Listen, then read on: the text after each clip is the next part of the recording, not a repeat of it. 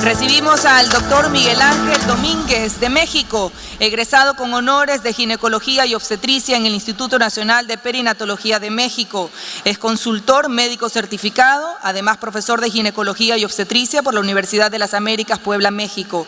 Profesor adjunto del curso de especialidad en ginecología y obstetricia en el Hospital Universitario de Puebla, México. Profesor invitado en diplomado en bioética por la Universidad Popular Autónoma del Estado de Puebla. Profesor invitado en curso de salud perinatal por la Universidad Anáhuac Norte, Ciudad de México. Está casado y tiene una niña de 7 meses de edad que la ha tenido que dejar por venir y estar con nosotros. Lo recibimos con un aplauso. El tema es interesantísimo. El tema que va a abordar el doctor es la naprotecnología, una alternativa exitosa al in vitro. Quizá muchos no la han escuchado y es importantísimo que sepamos al respecto para poderlo comunicar y que todo el mundo lo entienda. Un aplauso para el doctor.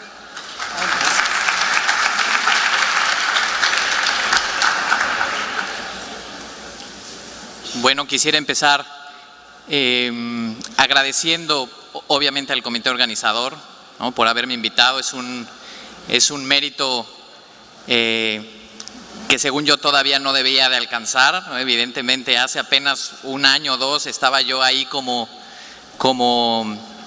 parte del auditorio, pero a veces Dios trabaja un poquito más rápido de lo que uno planeara y ahora me toca aquí. Más que la experiencia de vida dirigiendo grandes obras apostólicas, les vengo a comunicar algo que aprendí. Entonces vengo como un transmisor de un conocimiento adquirido recientemente, pero que me ha definido como ginecólogo obstetra, como católico y como esposo y también como padre. Quisiera yo compartir esto con ustedes.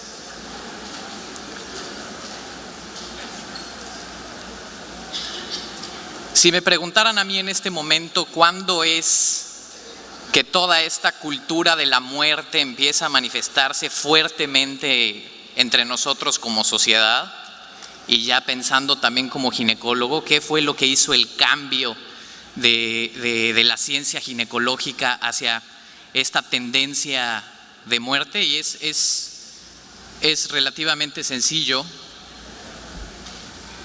Toda esta corriente de neomalthusianismo, ¿no?, y de que los recursos se iban a acabar si la población seguía creciendo, cálculos de Malthus que se mostraron erróneos a finales de 1800, pero finalmente impulsaron toda esta corriente de creer que la sobrepoblación y estos poderes interesados por controlar a los pueblos empezaron este movimiento orquestado, ¿no?, en la liberación de la píldora anticonceptiva en los años 1960.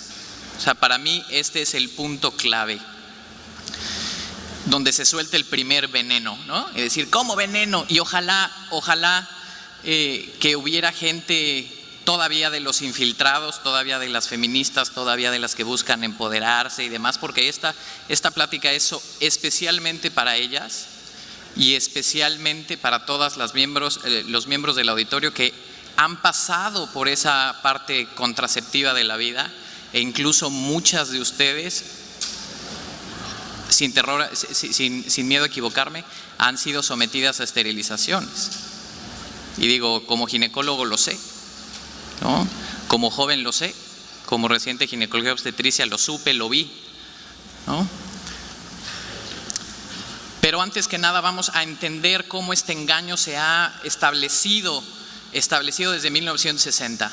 En 1960 los científicos o pseudocientíficos encargados de desarrollar algo que pudiera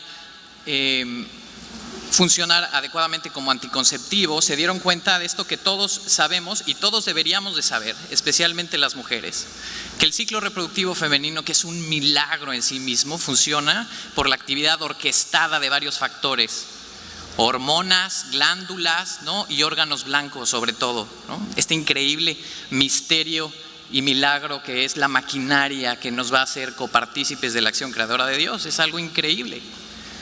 Pero bueno, el ciclo reproductivo femenino consta, primero, hay una elevación de unas hormonas que se llaman gonadotropinas. No va a haber examen final, no se tienen que memorizar los nombres ni nada, pero sí conceptos y asumir lo mucho que nos falta saber. es súper necesario. Estas hormonas en la cabecita se elevan para hacer una llamada al ovario y decir, es momento de empezar a producir folículos, ¿no? Y entonces estas hormonas estimulan el ovario para que el ovario y los folículos, que son las células gametos femeninos, ¿no?, puedan empezar a crecer y maduren de tal manera que a mitad de ciclo se dé el milagro o el premilagro de la ovulación, ¿no? Un óvulo maduro que eventualmente puede o no ser fecundado por un espermatozoide, y esa célula que dura 2 días pueda convertirse junto con la otra célula que dura 2 días en el milagro exacto de la vida en un ser humano, ¿no? Pero es un proceso complicado en donde los científicos dijeron, bueno, cuando el ovario responde, actualmente empieza a producir estrógenos, ¿no?, que son las hormonas femeninas. Y entonces estos estrógenos le dicen a la cabeza, ya no produzcas más hormona para estimularme, ya respondí, ¿no? Entonces los científicos se dieron cuenta que si daban esta hormona estrógeno sostenido aquí, pues las células que estimulaban el ovario, pues no se iban a estimular o no iban a existir, ¿no?, las hormonas, y entonces el folículo no iba a crecer y desarrollarse. Y no iba a haber posibilidad teórica de embarazo. Si no hay un folículo maduro que crece y hay ovulación, pues no hay posibilidad de embarazo. Pero dijeron, si nada más damos estradiol, la mujer no va a tener periodo menstrual, porque el periodo menstrual es la consecuencia de cuando la progesterona, que es una hormona que se produce después de la ovulación, sube y después baja, y cuando la progesterona baja, entonces viene la menstruación. Entonces vamos a tener mujeres que no ovulen, en teoría, pero que tampoco tengan periodo menstrual. Entonces decidieron, bueno, pues hay que dar una combinación de estrógeno y progesterona para mantener estas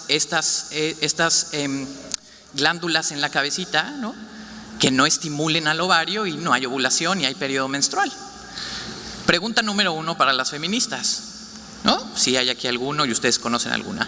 ¿Por qué los anticonceptivos no están hechos de estradiol y progesterona? ¿Por qué etinilestradiol y muy poquitos con progesterona, la mayoría con algo que se denominan progestinas? Drospirenona, gestodeno, norgestrel, norgestimato, todas estas variantes, ¿no? ¿Por qué? Si hormonas naturales dadas en secuencia podían inhibir las gonotropinas, ¿por qué nos están dando todo tipo de cosas que no son progesterona, ¿no? Y esto es muy sencillo. Yo no puedo patentar el agua ni ustedes el aceite, y la industria farmacéutica no podía patentar la progesterona ni el estradiol. Gran cantidad de dinero que le da a la industria farmacéutica a un medicamento en particular es por sus años de patente, ¿no?, o por la fama que le deja a sus años de patente. Entonces hicieron modificaciones estructurales a todas estas hormonas, que no son hormonas, son artimonas, ¿no?, hormonas artificiales que evidentemente tienen efectos adversos, y por eso los anticonceptivos tienen efectos adversos, porque no son la sustancia ni dada en la cantidad adecuada, ni la sustancia que ustedes producen. Ustedes como mujeres no producen ninguna de esas sustancias. La progesterona natural no es lo mismo que el acetato de medroxiprogesterona, el levonorgestrel, todo eso, ¿no? Si alguien me puede explicar del otro bando o puede encontrar la verdad a través de esto, bienvenido. No la va a encontrar, es con fines de dinero. Y entonces empezó la vorágine de acontecimientos de la cultura de la muerte, y si podemos encontrar un punto inicial, pues es este. A partir de 1960, y cualquier instituto prestigiado de estudios poblacionales se puede dar cuenta que todo empezó a partir de 1960. El aumento de las enfermedades de transmisión sexual, embarazos no planeados, aborto, divorcio, cáncer de mama, cáncer cervicouterino. ¿Por qué el cáncer cervicouterino? Bueno, porque depende en el 98% de los casos de una infección de transmisión sexual, que es la infección por virus de papiloma humano. Y entonces, aunque no tiene efecto el preservativo o las hormonas como tal, pues exponen a una conducta de riesgo que hace que esto sea mucho más prevalente. Muertes prematuras de niñas que mueren por trombosis, infartos agudos al miocardio, que obviamente son usuarias de este tipo de métodos en pequeña proporción, ¿no?, pero existen. E infertilidad, y por si fuera poco, es el primer medicamento que sale al mercado con los únicos fines de suprimir una función normal. Ningún otro medicamento en el mercado surge o tiene la finalidad de suprimir algo que es normal. Entonces, más que la revolución femenina, es la conquista y la opresión femenina. ¿Revolución de qué? ¿La revolución dio algún cambio bueno? Por supuesto que no. Por supuesto que no. ¿Y la tasa de divorcios? Siempre que llega una paciente a mi consultorio a pedir anticoncepción, en lugar de la broma que se dice entre ginecólogos de han decidido cerrar la fábrica para convertirlo en parque de diversión, se dice: ¿y qué has decidido dejar de ser la fuente de la vida por volverte objeto sexual? ¿Por qué? ¿No? Y todas aquellas madres ahorita experimentadas que están ahí en la audiencia, si en algún momento sufrieron la victimización de la esterilización después de tener un número regular y aceptado socialmente de hijos, podrán darse cuenta de cómo cambió su matrimonio. Porque nosotros hombres somos muy sencillos, pero también somos muy animales, desgraciadamente. Y entonces, cuando se pierde esa dignidad intrínseca de la reproducción, lo más probable es que se vuelvan inmediatamente objetos de placer. Y científicamente está comprobado. Y ustedes tienen la obligación, el derecho de saberlo, el derecho de saberlo. Y por supuesto, la infertilidad. ¿Por qué? Por el uso de hormonales sí se ha relacionado, evidentemente, de estas hormonas artificiales que, si tienen efectos adversos, evidentemente pueden tener efectos secundarios para la infertilidad. Es muy sencillo. Tu televisión funciona en este momento, la apagas, ¿no? Porque empiezas a suplementar esta función normal. Apagas tu televisor, lo vuelves a prender en 6 años, puede que prenda y puede que no prenda, ¿eh? Muchas cosas pueden pasar. Y por supuesto, la infertilidad es un diagnóstico que se establece, es bien importante. Toda la causa de la cultura de la muerte, entonces, se debe a varias cosas. Una ignorancia multidireccional por parte de las mujeres, en donde se ha colaborado mucho, donde ha colaborado mucho la industria farmacéutica, los médicos ginecólogos, que también hemos sido victimizados, y nuestra formación va en base a muchas mentiras y muchos sofismas encaminada a que el joven que entra a la Facultad de Medicina Católico y estudie la residencia en ginecología obstetricia eventualmente vaya cambiando de manera de pensar, orquestadas por Planned Parenthood, por el Colegio Americano de Ginecología Obstetricia, por la Sociedad Europea de Endocrinología, de Embriología, etcétera, etcétera. Y 12,000 millones de dólares, que es la industria farmacéutica actual. Es un mercado de 12,000 millones de dólares, es decir, aproximadamente a la industria farmacéutica, no de toda la industria farmacéutica, de drogas de reproducción y fertilidad, le llegan $2 anuales por cada habitante de este planeta. Evidentemente eso es mucha plata para modificar, hacer cambios en las definiciones, hacer boicot a nivel político, omitir información importante, ¿no? Hemos sido engañados. ¿Por qué? Porque somos ignorantes y porque hay mucha plata de por medio. En concreto, de la infertilidad, bueno, la infertilidad es un diagnóstico que se establece después de la imposibilidad para lograr embarazo en 12 meses de relaciones sexuales sin anticoncepción. Y una de las razones por las cuales la prevalencia de infertilidad ha aumentado no nada más es el uso de hormonales por las causas y el daño intrínseco que pueden hacer los hormonales de estas hormonas artificiales, sino también que el diagnóstico depende de que no se esté usando anticoncepción. Entonces, una paciente que tiene infertilidad pero que usa anticonceptivos retrasa el diagnóstico de infertilidad automáticamente, y cuando deja, bueno, pues entonces todavía pasa un año, pero adivinen qué, la paciente ya tiene 38 años, 39, 35, y entonces el pronóstico disminuye. La prevalencia es algo espantosamente grande, la prevalencia de infertilidad. Es 1 de cada 6 parejas. 1 de cada 6 parejas que intenta concebir tiene problema de infertilidad o cae en esta definición. Estamos hablando entre el 15 y el 20%. 60 a 80 millones de parejas actualmente tienen ese problema y están recibiendo un tratamiento pésimo por parte de profesionales de la salud previamente instruidos de manera inconsciente hacia mandar a estas millones de parejas hacia tratamientos poco éticos. el tratamiento actual, y esto cambió radicalmente a partir de 1978, que el doctor Edwards en el Reino Unido empieza con la reproducción asistida. Obviamente la infertilidad no es una enfermedad, sino es un síntoma, una manifestación de una cosa subyacente, enfermedad, muchas veces crónica.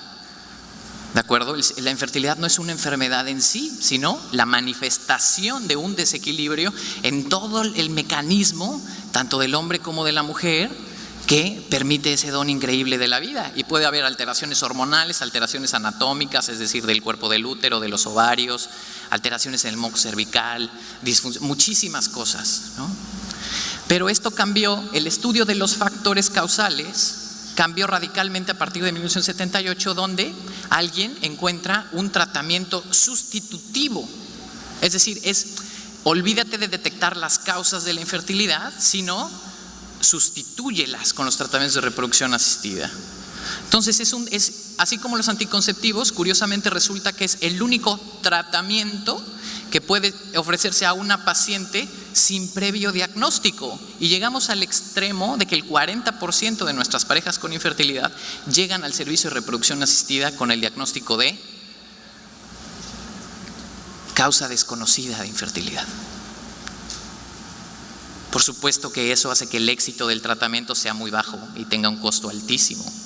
Pero ustedes creen que si había una maquinaria bien estructurada, con millones y millones de dólares, para favorecer la anticoncepción y la esterilización del planeta con fines neomalthusianos, los mismos poderes iban a estar interesados en resolver el problema del 60-80 millones de parejas infértiles? ¿Tiene sentido? Claro que no. Y en 1978, cuando el doctor Edwards saca la reproducción asistida, pareciera que alguien, o muchos alguienes, dijeran, ya está, abandera eso como la cura de la infertilidad.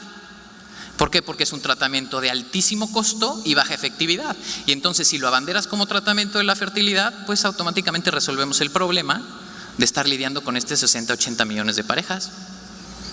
Pocos hijos, altísimo costo, ¿no?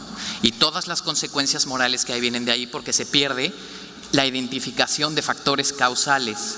El tratamiento de factores identificados cada vez es menor. Inmediatamente después de un protocolo mal hecho, mal estudiado, mal aprendido, la referencia a reproducción asistida. Ciclos de reproducción asistida en Estados Unidos. Ciclos reportados en el 2010, 147.260 ciclos, cada uno con un promedio de 2 a 3 embriones por ciclo. Recién nacidos vivos, resultante de esta política de producción humana, 47.000. 47.000 recién nacidos vivos. ¿Por cuántos embriones? Multipliquen esto por lo menos por 2.5.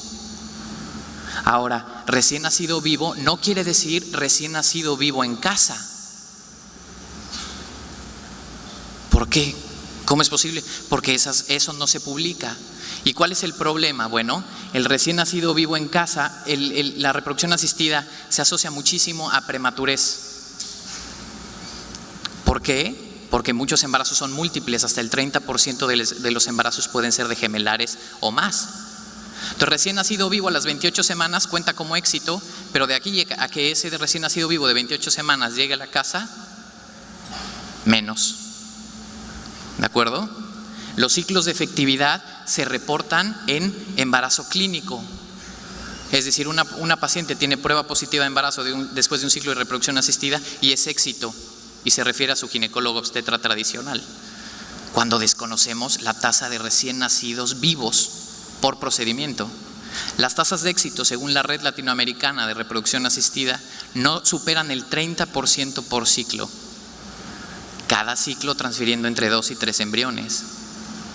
Es decir, cuando escucho que Ecuador no tiene aborto, digo, ¿cómo no?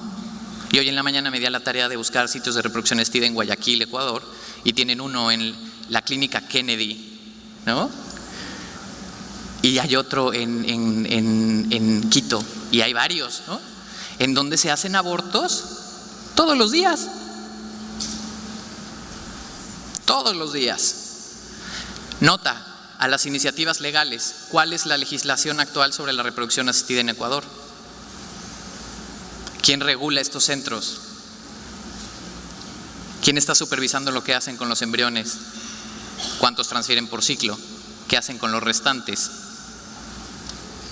Todavía en la página dice, remuneración por hacer un favor de donar tus gametos, ¿no? O sea, donación de óvulos, hacer el bien a una pareja y recibir compensación económica. Traducción, déjate compro tus gametos para enriquecerme. En este proceso voy a fecundar y voy a hacer embriones con tus óvulos. Muchos se van a perder y están recibiendo dinero. ¿Quién regula eso? Eso es comercio de gametos. ¿De acuerdo? Ojo. Número estimado de embriones congelados, nadie sabe. Una de las condiciones que se pusieron en España para legalizar la reproducción asistida era tener un registro preciso de los embriones. Hasta la fecha no se tiene. Son millones, decenas de millones de embriones congelados en el mundo. Ahí están los seres humanos congelados. Y curiosamente, en los países desarrollados la estrategia funcionó diferente. Anticoncepción, legalización del aborto, reproducción asistida. Pero en los países latinoamericanos, en donde por cultura hubo un rechazo automático del aborto, la estrategia es diferente. Anticoncepción, reproducción asistida y después aborto. Porque ¿quiénes están haciendo los abortos? Los ginecólogos. ¿Cuál es el proceso de formación de un ginecólogo en un país donde hay reproducción asistida? Rotar por el servicio de reproducción asistida, en donde hay que, evidentemente, una desensibilización hacia el embrión. Y es la subespecialidad mejor remunerada de ginecología y obstetricia. ¿No le suena como a un plan macabro? ¿No? En donde puede haber inteligencia humana o no, no lo sé. La industria farmacéutica está ahí, por supuesto, pero todo está funcionando de manera torcida. Abran los ojos, por favor.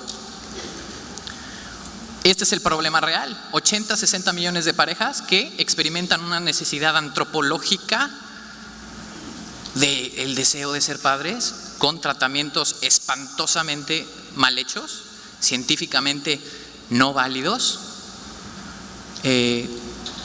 inmersos en la cultura de la muerte y, por si fuera poco, poco éxito. Poco éxito. La otra historia, a partir de 1960 hubo mucha gente comprometida con la vida, médicos, que se enfocaron en, bueno, en lugar de poner estos chochos a la paciente, ¿no?, que le hacen daño, que no son naturales, aprendamos a identificar la fertilidad femenina en base a observación. Y el punto clave era encontrar este momento, el de la ovulación. El ser humano es fértil una vez al mes, una ventana de 3, 4 días al mes.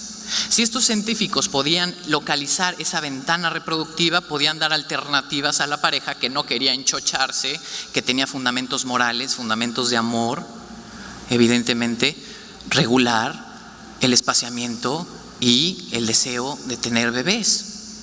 Y entonces esta gente lo hizo y vino la búsqueda del biomarcador, y todos los métodos de planificación familiar natural se basan en algún biomarcador en específico. La temperatura basal, la determinación de LH, el moco cervical y demás, ¿no? Y vieron bastante precisos. Esta es una gráfica completa, pero lo que quiero decir es que estos, independientemente del biomarcador que usaban, tenían una correlación fuerte con la ovulación. ¿De acuerdo? Entonces así surgieron los métodos de planificación familiar natural. Por ejemplo, esto en ciclos en donde hubo embarazo con seguimiento folicular, el doctor Hilgers, el fundador del modelo Creighton y de naprotecnología, encontraba que gran porcentaje de ovulaciones se daba entre el día de mayor observancia del biomarcador que él escogió, que fue el moco cervical, más o menos 2 días, encontraba el momento de ovulación, ¿no? ¿Esto qué significa? Bueno, que si enseñamos a una mujer a identificar sus biomarcadores de manera precisa, estandarizada y profesional, ella puede tener junto con su pareja un método sumamente eficaz para identificar la ventana de fertilidad y usarla como quiera, para evitar embarazo o para lograr embarazo, ¿no? Una pregunta, ¿cuál es el lema del Congreso? Ok, lo que movió a este doctor, increíble científico, pero sobre todo increíble hombre de fe, fue la vida misma.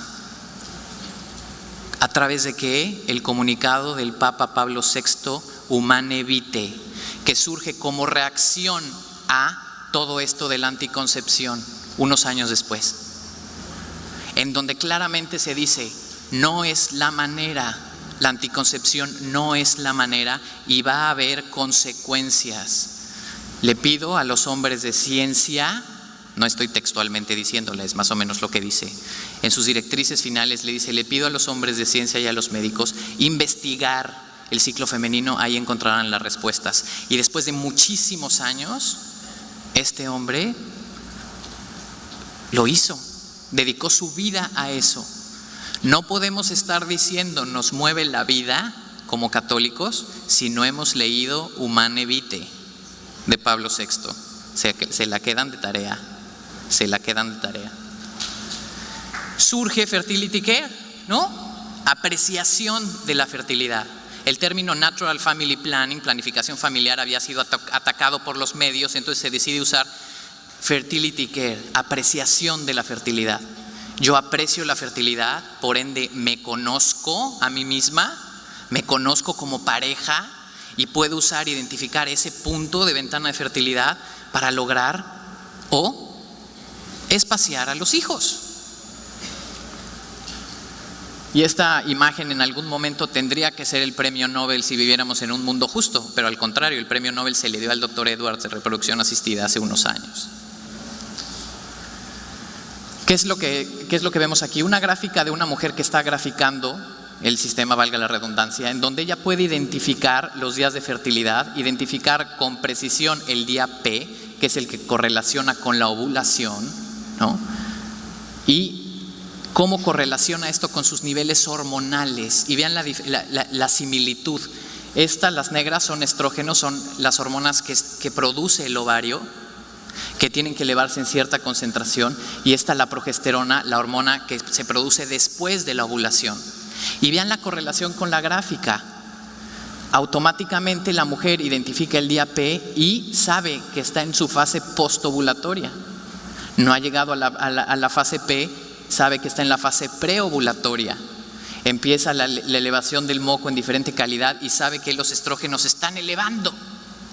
¿Cuántas de ustedes mujeres me puede decir más o menos cuánto dura o duró su fase pospico promedio, postovulatoria promedio?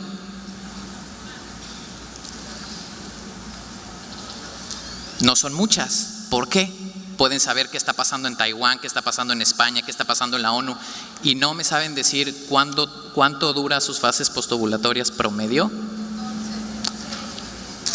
No escritas, las suyas, de manera prospectiva.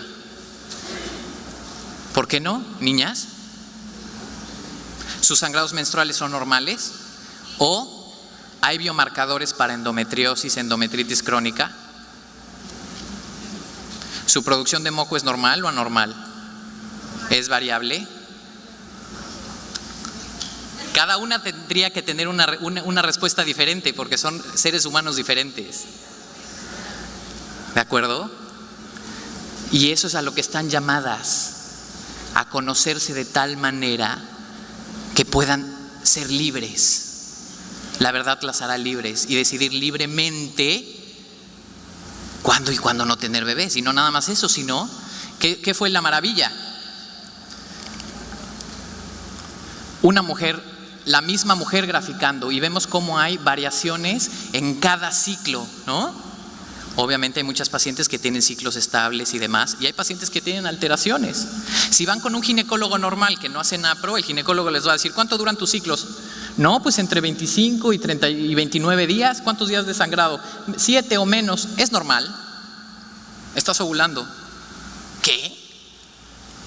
¿Aquí? ¿Diferente? ¿Aquí diferente? ¿Aquí diferente? Hay cambios sustancialmente cuantificables del ciclo de manera prospectiva. Como un médico de fertilidad te puede decir, todo está normal. Hay cambios, ¿no? Y en todos estos ella ovuló. La ovulación se siguió por ultrasonido. ¿Qué es lo que surge? El modelo Creighton, ¿no? El doctor Hilliers escogió al igual que el doctor Billings, el moco cervical para encontrar el biomarcador, ¿no? Con una tasa de eficacia para evitar embarazo muy alta, ¿Qué es lo que pasó?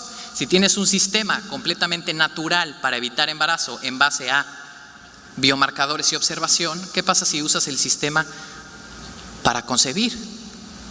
La Organización Mundial de la Salud define la tasa de fecundabilidad como aquella probabilidad de quedar embarazados por mes de relaciones sexuales sin protección.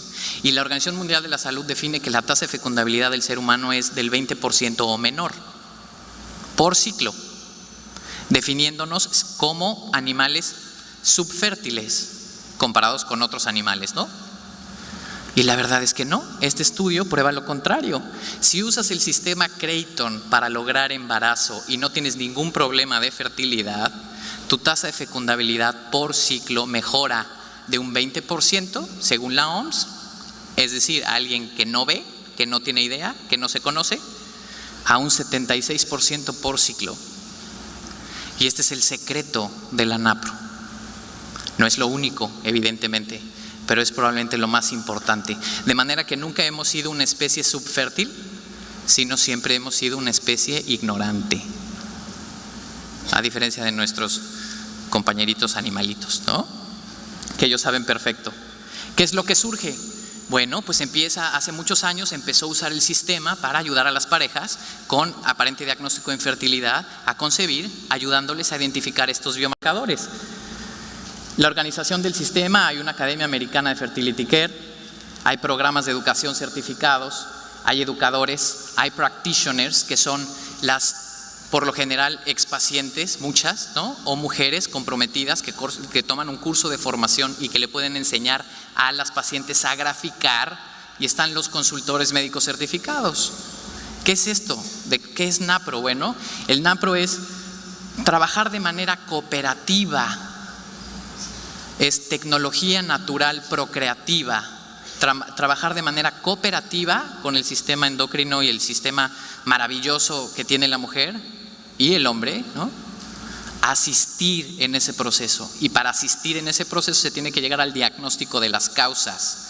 NAPRO es usar todas las herramientas tecnológicas que tenemos, incluyendo indispensable el modelo Creighton, pero también ultrasonido, también cirugía endoscópica, también cirugía robótica en Estados Unidos actualmente, perfiles hormonales, una investigación real sobre la causa para tratarla, corregirla y después que la pareja pueda concebir de manera natural, no en un laboratorio, ¿no?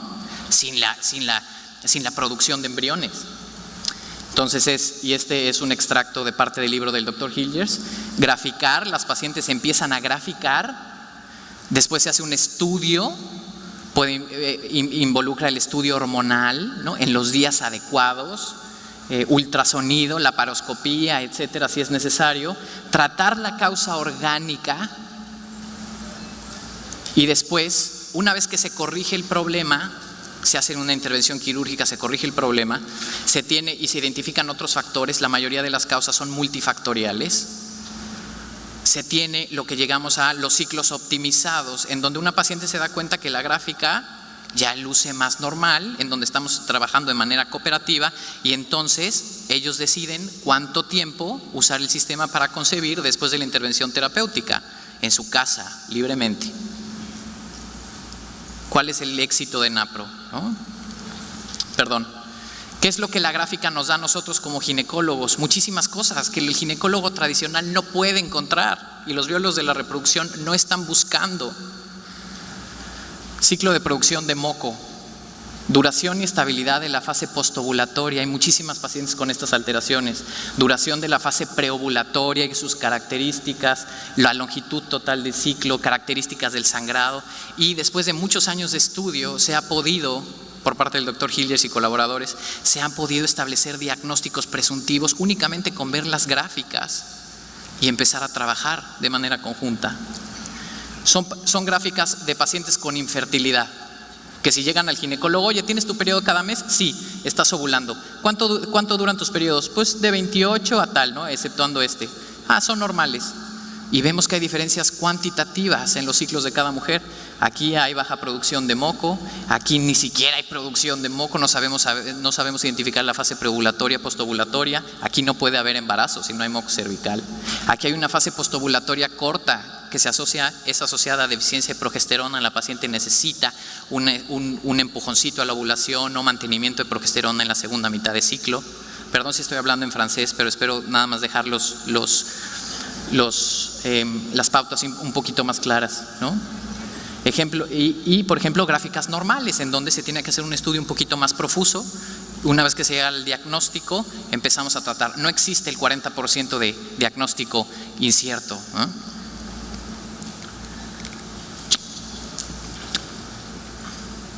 ¿no? Por ejemplo, una paciente con ciclos secos y a la hora del estudio hormonal vemos que la producción de estrógeno y de progesterona es anormal, ¿no? Y necesita una corrección de ovulación.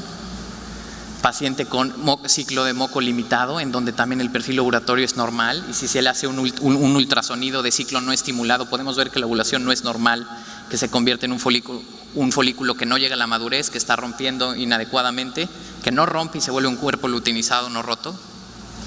Es decir, todo mundo estaría haciendo NAPRO de no haber sido por los anticonceptivos hormonales. Todo mundo, de no haber sido también por la reproducción asistida, todos los ginecólogos estarían haciendo NAPRO. Esta es la evolución natural de qué hubiera pasado si la reproducción asistida no hubiera servido, no hubiera existido. ¿Qué hubiera pasado si los hormonales no se hubieran dado? Es la evolución natural. Toda la medicina actual de punta de lanza se basa en identificar biomarcadores predictivos. La toma de glucosa para saber si estás bien o tienes intolerancia a los carbohidratos, la toma de enzimas cardíacas para saber si tu corazón trabaja bien. Esto nada más es como la exploración mamaria. Cada mujer se conoce de tal manera que conoce su ciclo. Factor masculino. Pacientes que hubieran sido referidas a reproducción asistida inmediatamente por el factor masculino, con células espermatozoides sumamente deficientes, todas logrando embarazo, ¿no? En este caso, a lo que me refiero, ¿todas las pacientes con factor masculino van a lograr embarazo con NAPRO? No, pero sí una buena proporción. Es decir, NAPRO salva vidas por cada embarazo que logra, porque son pacientes que no llegan a reproducción asistida, y sabemos que nadie debería ser referido a reproducción asistida. La tasa de éxito de NAPRO, ¿no? 12 ciclos de tratamiento, que no son ciclos de consultorio, es una vez que se llega al diagnóstico, se le dice a la paciente y al esposo: ustedes van a tomar este medicamento estos días, tal, van a usar el sistema graficando, utilizando la ventana de fertilidad, si fue necesario cirugía, después de cirugía y demás, y esta es la tasa de éxito del 50%, ¿no? Que va creciendo, y conforme hagamos más médicos que hagan NAPRO, pues evidentemente habrá más investigación de la buena, ¿no?, para mejorar el pronóstico de todas estas pacientes.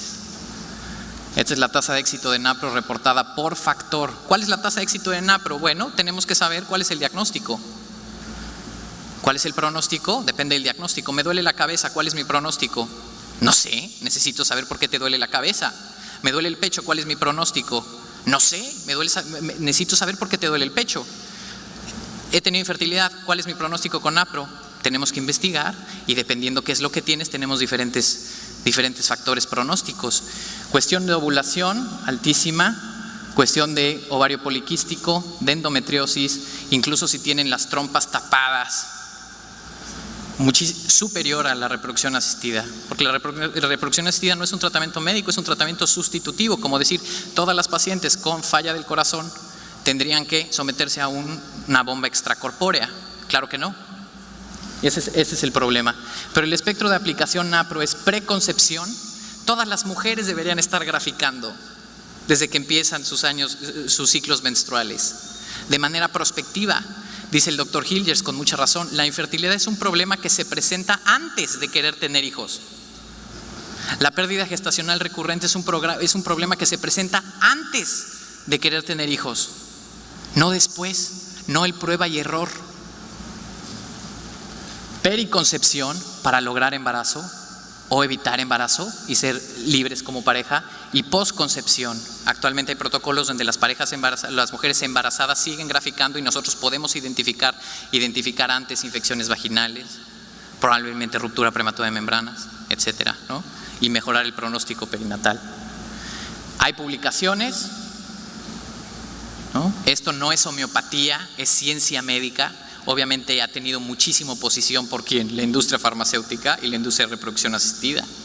12,000 millones de dólares en contra. No es fácil. No es fácil. El doctor Hilgers se hizo a la tarea de los trabajos que no le publicaban estas revistas, sintetizarlos, todo su trabajo en un libro de 1,200 páginas que todos los médicos deberíamos estar leyendo, todos los médicos de este congreso o estudiantes de medicina. Y obviamente este proceso, ayer decía el doctor Koch, si no es replicable no es ciencia. La NAPRO ha replicado modelos de éxito en otros lugares, otros países.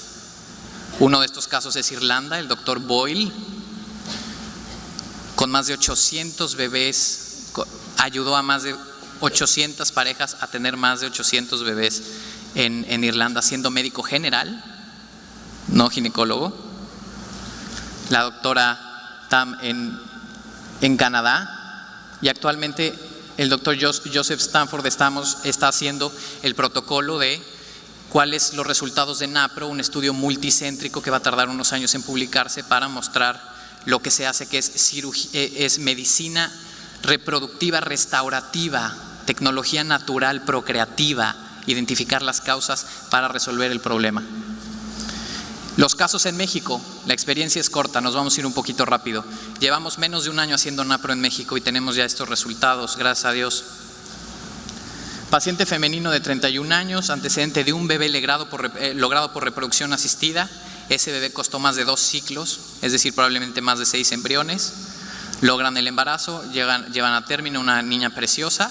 Después de 3 años dicen vamos por el siguiente. Se somete a ciclos de reproducción asistida fallidos, otros 2. Le pierden embriones en el proceso, cae en una crisis importante y va a NAPRO, se acerca a NAPRO, se le enseña a graficar, se embaraza al segundo ciclo de graficar con suplementación de progesterona postovulatoria. La nena acaba de cumplir 7 meses.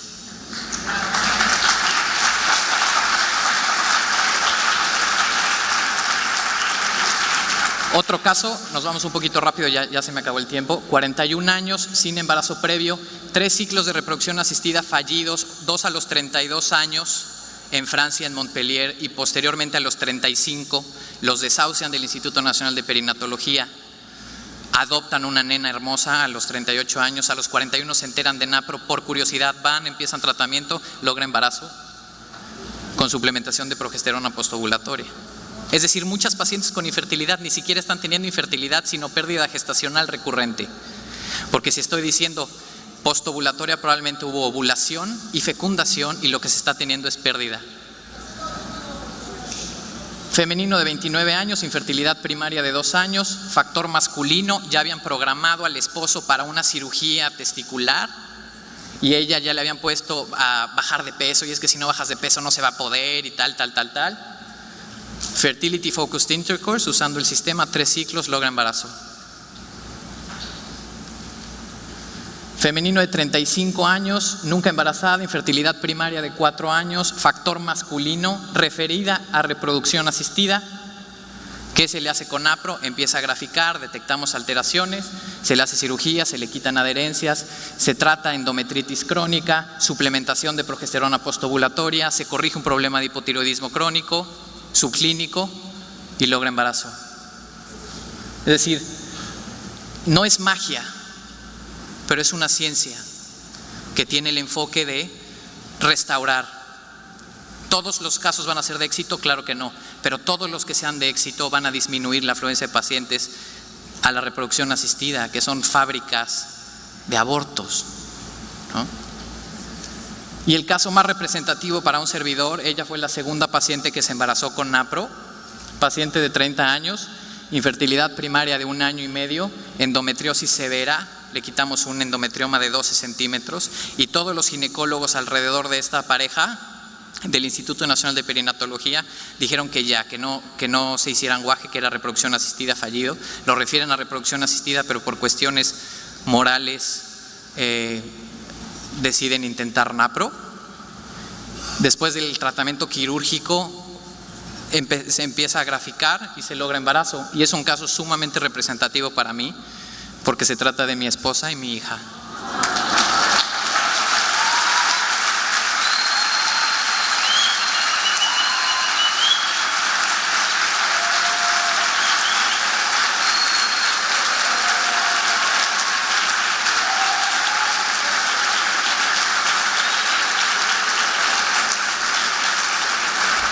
¿Cuál es el dilema con NAPRO?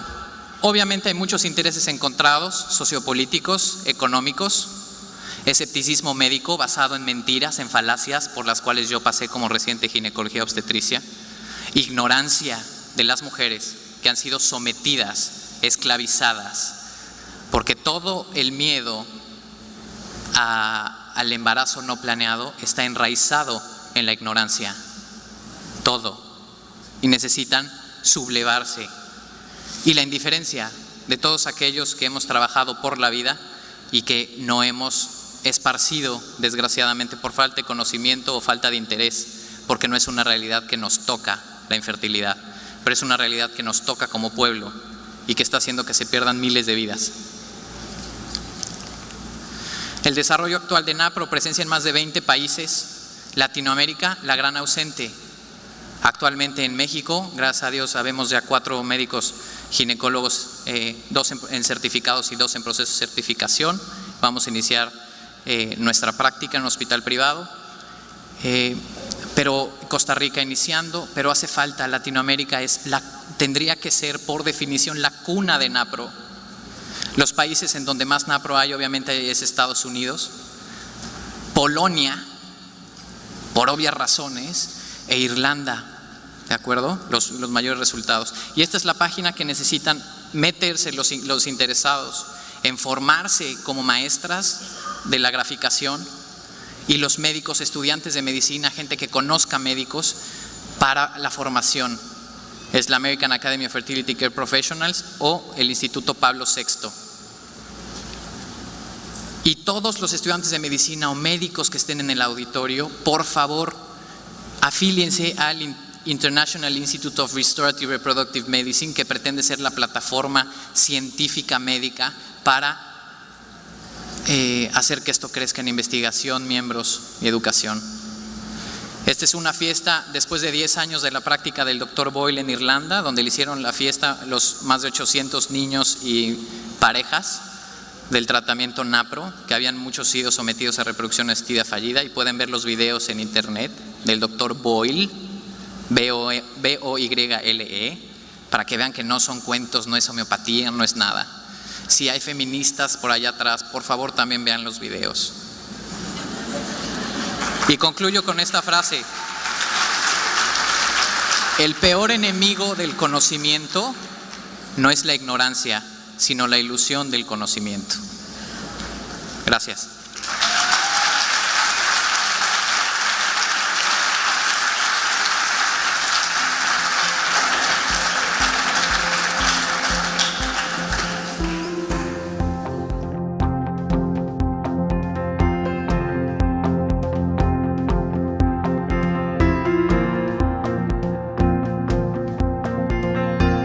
Nos mueve la vida.